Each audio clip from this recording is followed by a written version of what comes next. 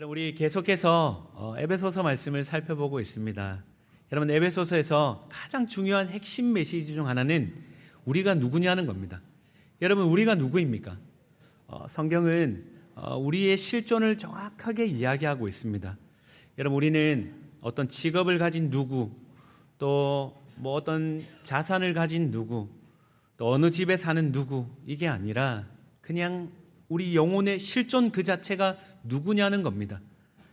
우리의 실존은 성경은 말합니다. 우리는 아담 안에 모든 인류는 허물과 죄로 죽었다는 것입니다. 우리는 진노의 자녀요, 세상 풍조를 따르는 영적으로 죽은 존재라는 것입니다. 땅의 것이 전부인 마냥 해 아래 것만 쫓아가던 죽은 존재들이었습니다. 그런데 여러분, 에베소서에서 중요한 전환이 있습니다. 그러나 이제는 무엇을 통해 전환이 되고 있습니까? 예수 그리스도로 말미암아 그러나 이제는 그렇지 않다는 것입니다. 여러분, 우리의 신분이 완전히 달라졌습니다. 우리의 신분이 어떻게 달라졌습니까? 로마서 6장 6절은 이렇게 말합니다. 우리의 옛사람이 예수와 함께 십자가에 못 박힌 것은 죄의 몸이 죽었다는 것입니다. 이제 다시는 죄에게 종노릇하며 끌려다니지 않는 그런 존재가 되었다는 것이죠. 예수와 함께 십자가에 못 박혀 옛사람이 죽고 예수 부활을 통해 예수 안에서 우리는 완전히 새로운 피조물이 되었다는 것입니다. 여러분, 이것이 복음의 핵심입니다. 여러분, 이제는 우리는 해 아래가 전부로 살았던 인생이 해 위에 영원한 하나님 나라가 있음을 보게 되었습니다. 믿게 되었고, 우리 안에 무엇이 들어왔습니까? 예수 생명이 들어왔다는 것입니다. 그래서 여러분, 우리는 예수를 머리로 한 몸된 교회가 되었습니다. 우리는 하나님이 만드신 걸작품이 되었습니다. 예수로 옷 입은 자가 되었다는 것입니다. 여러분, 이것이 우리의 중요한 정체성입니다. 이것을 꼭 붙드셔야 됩니다. 그렇기 때문에 우리가 믿는 기독교는 행함보다 먼저 존재에 대해 계속적으로 중요하게 다루고 있는 것입니다. 내가 무엇을 하느냐, 이것이 아니라 어떤 행위를 하느냐, 이것이 아니라 중요한 것은 내가 누구냐는 겁니다. 다시 말씀드리면 우리의 정체성에 대한 부르심이 먼저고, 그리고 합당한 결과로 그 신분에 맞게 삶을 살아가는 것입니다. 여러분, 그래서 바울은 오늘 본문에서 다시 한번 우리의 정체성을 다시 한번 재조정하고 있습니다. 1절을 읽습니다. 그러므로 사랑을 받는 자녀같이 너희는 하나님을 본받는 자가 되고. 여러분, 우리의 정체성이 무엇입니까? 어떤 존재라고 설명하고 있습니까? 우리는 하나님의 사랑을 받는, 하나님의 사랑을 입은 자녀라는 것입니다. 여러분, 우리 스스로 분명 나 자신을 바라볼 때 여러분, 초라하게 여겨질 때가 분명히 있습니다. 나 자신을 보면 사랑받을 만한 구석 하나 없는 것 같을 때가 있습니다. 그래서 심령이 낙심이 될 때가 있고 낙담이 될 때가 있습니다. 그러나 바울은 분명히 진리의 말씀을 통해 우리에게 선포하고 있습니다. 우리는 하나님의 사랑을 입은 자녀라는 것입니다. 우리의 존재 그 자체가 귀하다 여겨주신다는 말이죠. 여러분, 성경을 한번 창세기부터 요한계시록까지 꼼꼼히 한번 들여다보십시오. 핵심이 무엇입니까? 하나님의 사랑 이야기로 가득 차 있습니다. 하나님이 우리를 귀히 여겨주시고 사랑한다 말씀해 주십니다. 여러분, 대표적으로 스바냐 3장 17절을 한번 보십시오. 그가 너로 말미암아 기쁨을 이기지 못하시며 너를 잠잠히 사랑하신다 말씀하십니다. 내가 너를 보배롭고 존귀하며 내가 너를 사랑했다 말씀해 주십니다. 여러분, 가정에 자녀를 키우면 이 아이가 이제 잠자는 모습을 부모의 입장에서 가만히 들여다볼 때가 있습니다. 그러면 그 아이의 자는 모습만 봐도 어떤 마음이 쑥 올라오십니까? 이 스바냐 3장 17절 말씀 아닙니까? 이사야 43장 4절 말씀 아닙니까? 내가 너를 보배롭고 존귀하게 바라보지 않습니까? 보기만 해도 기쁨이 느껴지지 않습니까? 여러분, 이 사랑의 근원의 감정이 어디서 나왔습니까? 하나님 아버지로부터 나왔다는 것입니다. 그 하나님 아버지께서 우리를 그렇게 보신다는 것입니다. 여러분, 오늘 생각해 보십시오. 오늘 이 자리에 그냥 나온 것이 아닙니다. 이렇게 예배 드릴 수 있는 이유가 무엇입니까? 하나님을 아빠, 아버지라 부를 수 있는 이 말도 안 되는 복을 우리가 어떻게 누리고 있습니까? 우리 편에서 한 것 아무것도 없지 않습니까? 오직 전적인 은혜, 사랑으로 불러주셨습니다. 여러분, 이게 사실은 우리의 외모, 집안, 자격, 조건 아무것도 보지 않으시고 우리가 어떤 일을 하기 전에 이미 창세 전에 자녀 삼기로 결정하시고 못을 박으시고 구별하셨습니다. 그리고 창세전 약속하신 대로 몇 년, 뭐 월, 몇 시에 우리를 이 땅에 보내신 후 아무 조건 없이 약속대로 당신의 자녀를 삼아주셨다는 말입니다. 여러분, 이렇게 놀라운 사랑을 우리가 받았습니다. 그런데 여러분, 이 사랑을 받은 우리 주의해야 할 게 있습니다. 무엇을 주의해야 합니까? 사단은 교묘히 이 사랑을 왜곡시킵니다. 사단은 물타기의 명수입니다. 사단이 말합니다. 끊임없이 우리 마음에 속삭입니다. 그래, 맞다. 네 말이 맞다 치자. 너는 하나님의 사랑을 받는 자녀라 치자. 그런데 무언가를 갖다 붙입니다. 하나님의 사랑을 받는 자녀라 치고 거기에 맞는 너는 합당한 자격과 조건이 필요하다. 여러분, 그렇게 말한다는 것입니다. 무언가를 행위를 갖다 붙입니다. 여러분, 잘 들어보십시오. 우리가 하나님의 자녀가 되는 것은 우리의 행위로 되는 것이 아니라 그분의 은혜로 말미암아 이미 사랑을 입은 자녀가 된 것입니다. 그 자녀에 맞는 삶을 사는 것이지 행위를 통해 사랑을 입고 사랑을 받는 것이 아니라는 것입니다. 사단은 그런데 이 말을 거꾸로 뒤집습니다. 자격, 조건을 가져야 된다 말합니다. 여러분, 가만히 들여다보면 세상이 말하는 메시지도 이와 비슷합니다. 세상은 우리의 존재 자체를 보지 않습니다.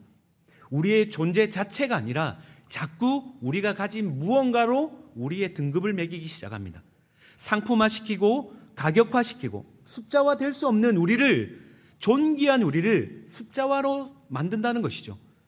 예전에 제가 설교를 준비하는 가운데 결혼정보회사에서 이제 작성한 등급표를 본 적이 있습니다.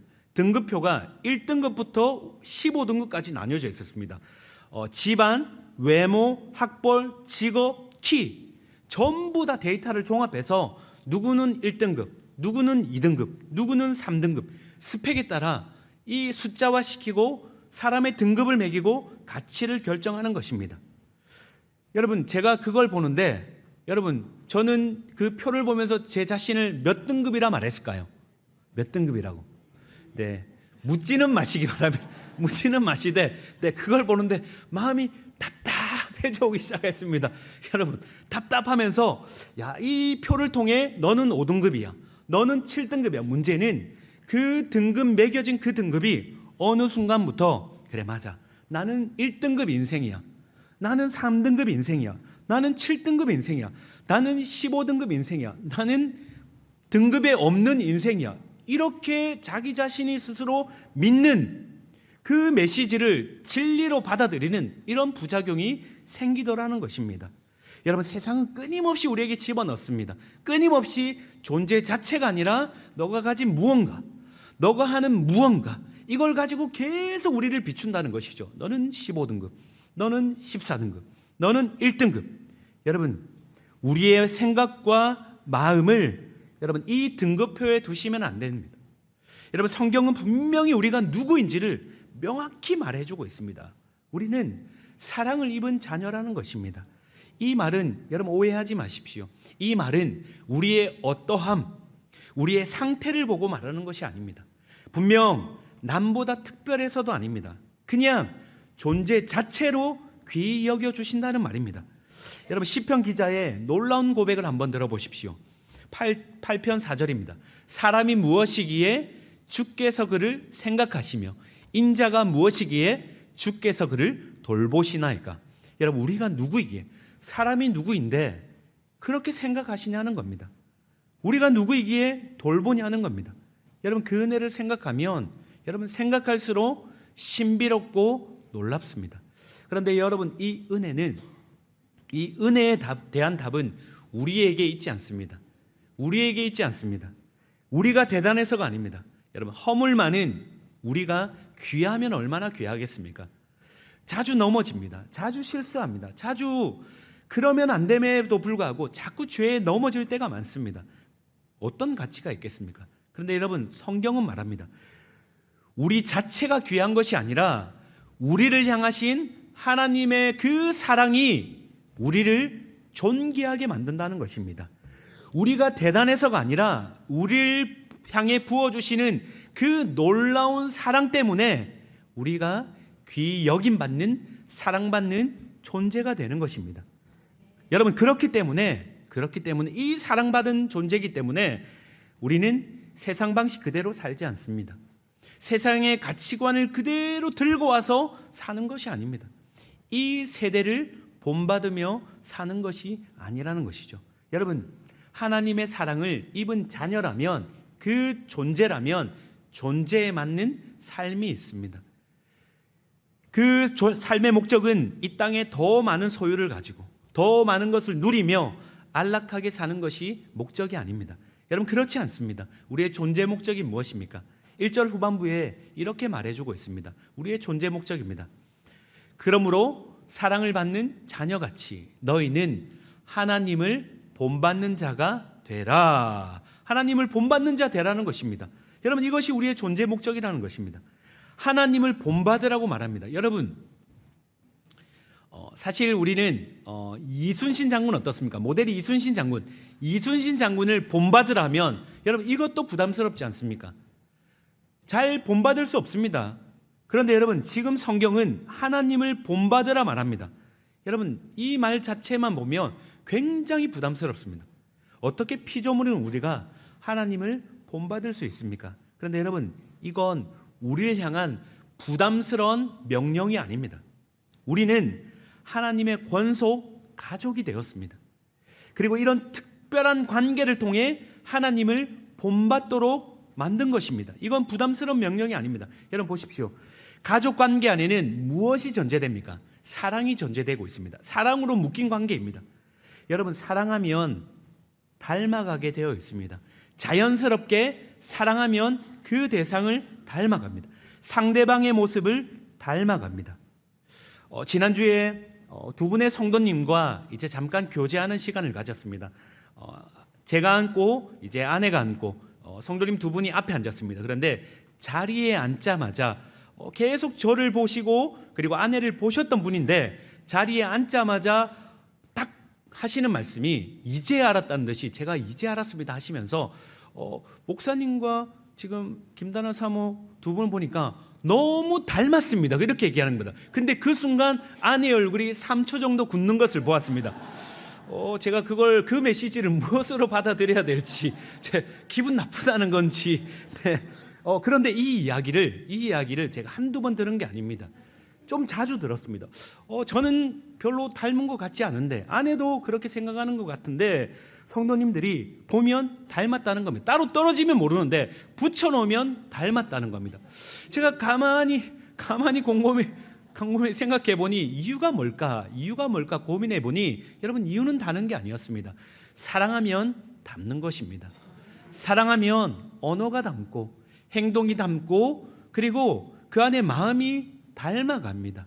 여러분, 부부는 닮습니다. 혹시 이 자리에 부부가 함께 앉아 계시다면 여러분, 잠깐 한번 1초만 확 돌아보시기 바랍니다. 너무 오래 보면 안 하던 걸 하면 굉장히 부담스럽습니다. 그런데 잠깐 보시면 어떻습니까? 닮아 있습니다. 여러분, 사랑하기 때문에 그렇습니다. 여러분, 이 명령은 다른 뜻이 아닙니다. 그냥 주님 사랑하니 그분을 닮아가고 싶고 그분 싫어하는 거 하고 싶지 않고 계속 주님을 닮아가고 싶은 마음이 든다는 것입니다. 여러분, 이것이 이 1절에 우리를 향한 부르심이라는 것이죠. 그런데 여러분, 하나님은 영이십니다. 하나님은 영이신데 우리가 어떻게 하나님을 닮아갈 수 있을까? 여러분, 거기에 대한 답으로 2절에서 우리 바울은 핵심을 더 구체적으로 이렇게 드러내고 있습니다. 2절 제가 읽겠습니다. 그리스도께서 너희를 사랑하신 것 같이. 무엇입니까? 예수 닮으란 말입니다. 하나님을 본받는 것은 예수 그리스도를 본받는 것이라는 것입니다. 성자 하나님이신 예수를 본받는 것은 성부 하나님 예수를 본받는 것입니다. 성자 하나님 예수를 본받는 것은 성령 하나님이신 우리 성령님을 본받는 것입니다. 여러분, 무엇을 말하고 있습니까? 예수의 삶은 한마디로 압축하면 무엇만 남습니까? 사랑만 남는다는 것입니다. 사랑하라는 것입니다. 다른 것 다 제쳐놓고 예수께서 너희를 사랑하신 것 같이 너희도 그것 하나 닮았으면 좋겠다. 그것 하나 나를 본받았으면 좋겠다. 여러분, 왜 그렇습니까? 이 사랑 안에 모든 것이 다 담겨 있기 때문입니다. 사랑 안에 온유가 담겨 있습니다. 사랑 안에 오래 참음이 담겨 있습니다. 사랑 안에 희락이 담겨 있습니다. 여러분, 성령의 열매가 이 사랑 안에 다 담겨 있기 때문입니다. 그래서 결국 여러분, 닮음의 중심에는 사랑이 있습니다. 그래서 우리 주님께서는 너희를 사랑한 것처럼 너희도 나를 사랑해라가 아니라 너희도 서로 사랑해라. 이게 나를 본받는 거야. 이렇게 이야기하고 있다는 것이죠. 여러분, 2절의 본문에 보시면 우리 주님께서 너희도 사랑해라 이렇게 말하고 난 후에 그냥 그걸로 그친 것이 아닙니다. 자신이 우리를 어떻게 사랑해 주셨는지를 정확히 우리에게 이야기하고 있습니다. 무엇을 이야기하고 있습니까? 그는 우리를 위하여 자신을 버리셨다 말하고 계십니다. 자신을 버리신 사랑입니다. 그냥 사랑하신 것이 아니라 자신을 버리셨습니다. 하나님이신 당신께서 자신을 버리셨다는 말입니다. 여러분, 오늘날 세상이 말하는 사랑은 무엇입니까? 조건적입니다. 네가 나를 사랑해주면 나도 너를 사랑할 거야. 나한테 잘해주면 나도 너 잘해줄게. 그냥 이 조건적 사랑에 사람들은 목말라하고 허덕입니다. 여러분, 여기 안에는 이 사랑을 먹으면 먹을수록 영적 갈증만 일어납니다. 여러분, 진정한 우리의 영혼을 채워주는 그 사랑은 무엇입니까? 오직 예수 그리스도의 사랑인 줄 믿습니다. 여러분, 그 사랑으로 서로 사랑하는 것입니다. 너가 나를 사랑했기 때문에 내가 너를 사랑해 주는 것이 아니라 조건 없이 그냥 사랑을 주는 것입니다. 조건 없이 친절을 베푸는 것입니다. 어떤 목적을 가지는 것이 아닙니다. 예수께서 나에게 해주신 그대로 그렇게 하라는 것입니다. 여러분, 바울은 이런 예수님의 사랑을 향기로운 제사라는 그 언어를 통해 구약의 제사와 연결해서 설명합니다. 여러분, 이 향기로운 제물은 어떤 의미입니까? 향기롭다는 말은 어떤 꽃향기를 맡고 향수를 맡은 그런 게 아닙니다. 이 장면은 레위기 1장의 그 제사를 그대로 표현한 것입니다. 이런 번제의 장면입니다. 여러분, 레위기 1장 9절에 어떤 장면이 있습니까? 그 내장과 정강이를 물로 씻을 것이요, 제사자가 제물을 끌고 온 후에 직접 그 제물을 칼로 찔러 죽입니다. 피가 튑니다. 그러고 난 뒤에 살점을 각을 뜹니다. 이건 제사장이 하는 게 아니라 제물을 가지고 온 제사자가, 죄를 지은 제사자가 직접 하는 것입니다. 번제 각을 뜨고 그리고 그 위에 제사장이 받아서 이제 번제단 위에 올려놓을 때 여러분, 어떤 일이 벌어집니까? 제사자가 내 제물에게 내 죄를 전가시키고 난 후에 이 제물이 번제단 위에 올라가서 제물은 죄 지은 내가 되고 그리고 흠없는 이 제물은 이제 내가 되는 것입니다. 죄가 전가되어 뒤바뀌는 것이죠. 그리고 이 죄가 전가된 이 제물이 불에 태워져 올라갈 때, 죄가 태워질 때 그 향을 맡으며 우리 하나님께서 향기로운 냄새라고 말한다는 것입니다. 바울은 이 장면을 가지고 예수 그리스도의 사랑을 적용하고 있습니다. 무엇을 적용하고 있습니까? 여러분, 바울은 예수님의 십자가 번제단을 이 장면을 통해 올려놓고 있는 것입니다. 우리 예수님께서 어떻게 자신을 버리셨습니까? 십자가 번제단 위에 올라가셔서 자신을 버리신 것입니다. 여러분, 향기로운 제물이 되셨다는 말입니다. 자신의 생명을 십자가 번제단 위에서 불태우시고 향기로운 제물이 되시고 그리고 그 제물이 되심으로 말미암아 저와 여러분은 어떤 존재가 되었습니까? 그때서야 비록 우리는 사랑받는 자녀가 되었다는 것입니다. 여러분, 성도 여러분, 세상에 돌아보십시오. 세상에는 수백, 수천, 수만의 종교가 있습니다. 그들이 믿는 신들이 있습니다. 그런데 그 신들 중, 가짜 신들 중 어느 누가 자신의 생명을 희생하며 피조물을 살려낸 신이 있습니까? 없습니다.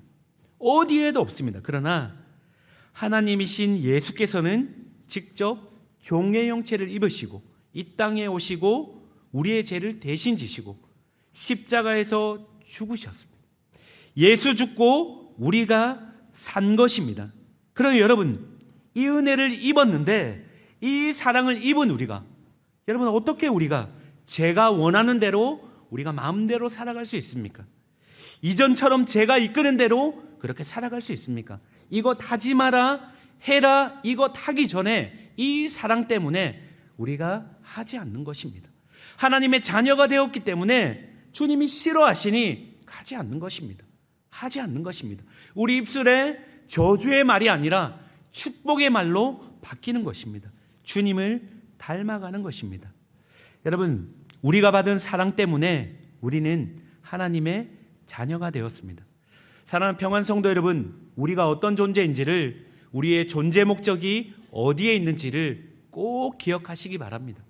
윌리엄 템플은 이렇게 말합니다. 나의 가치는, 여러분 들어보십시오. 우리의 가치가 어디에 있습니까? 세상 것에 있습니까? 세상의 소유, 어떤 넓은 한강뷰가 보이는 그 정도? 그렇지 않습니다. 우리의 가치는, 우리의 존재 가치는, 우리의 정체성은 하나님께 달려 있습니다.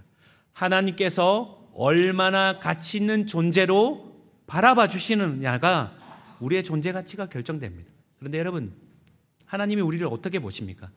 나는 놀라울 만큼 가치가 있다. 왜요? 예수 그리스도께서 나를 위해 죽으셨기 때문입니다. 여러분, 이것이 우리의 정체성입니다.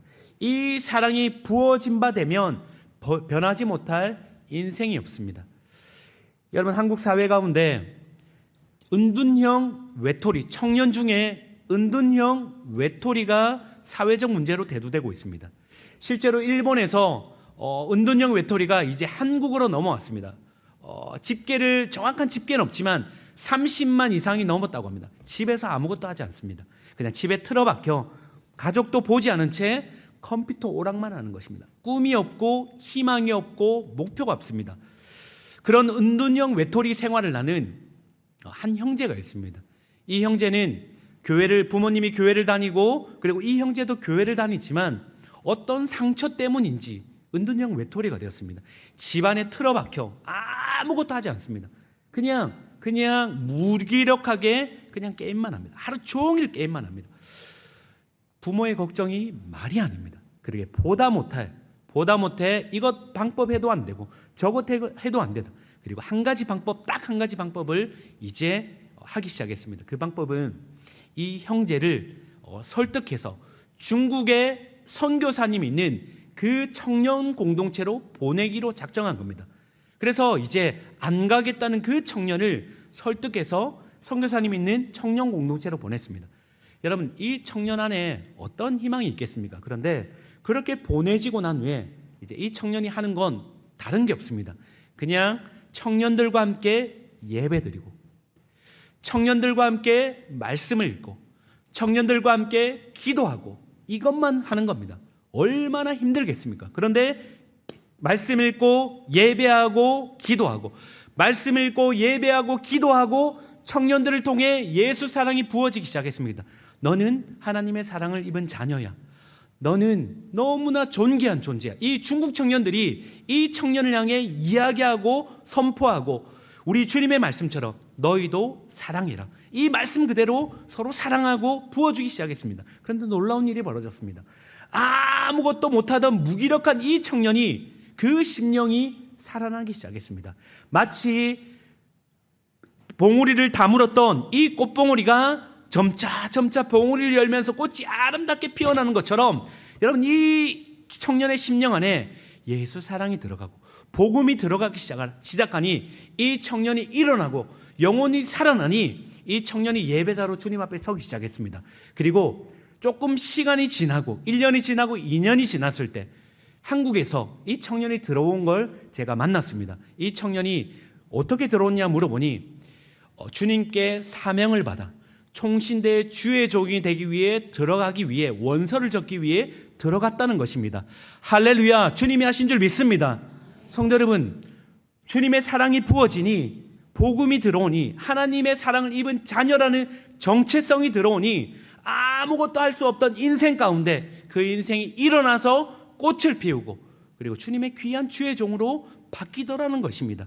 사랑하는 성도 여러분, 이 말씀은 저와 여러분을 향한 말씀입니다.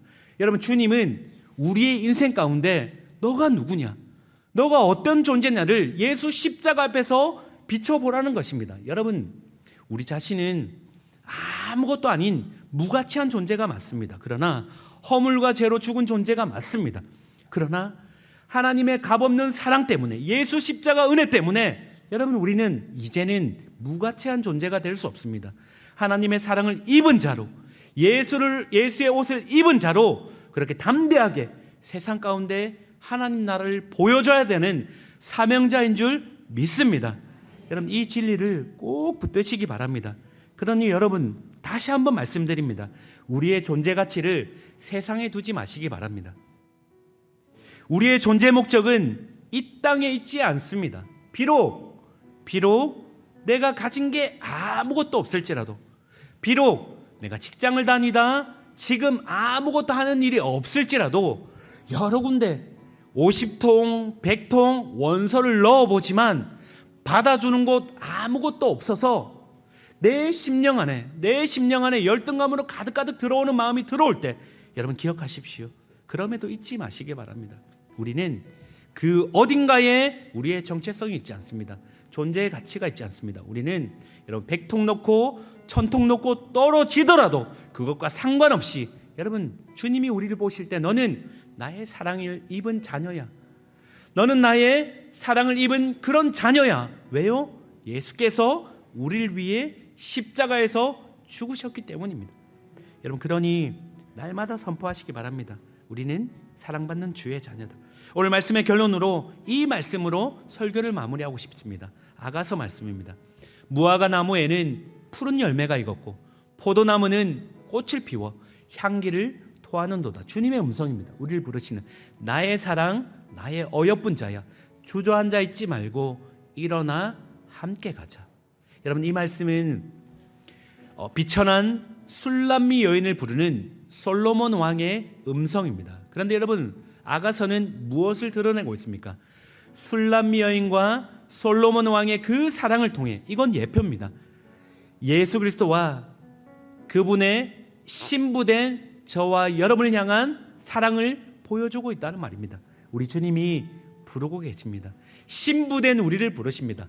나의 사랑, 나의 어여쁜 자야, 일어나 함께 가자.